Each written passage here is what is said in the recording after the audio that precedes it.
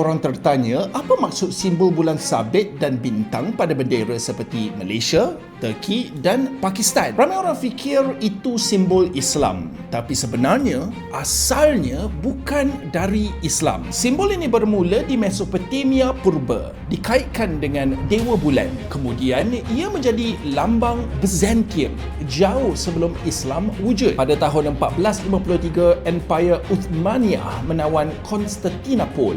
Mereka tidak tukar simbol itu, malah mengekalkannya. Kenapa? Kerana mereka ingin menunjukkan bahawa mereka mewarisi Empire Rom, bukan menggantikannya. Lama-kelamaan, apabila Empire Uthmaniyah semakin kuat, bulan sabit mula dikaitkan dengan Islam. Malah, Eropah juga memainkan peranan. Dalam perang dan propaganda, mereka guna simbol ini sebagai lambang dunia Islam. Ironinya, Islam sendiri tidak mempunyai simbol rasmi. Jadi, apa yang kita lihat hari ini bukan sekadar agama, tetapi sejarah, empire dan persepsi.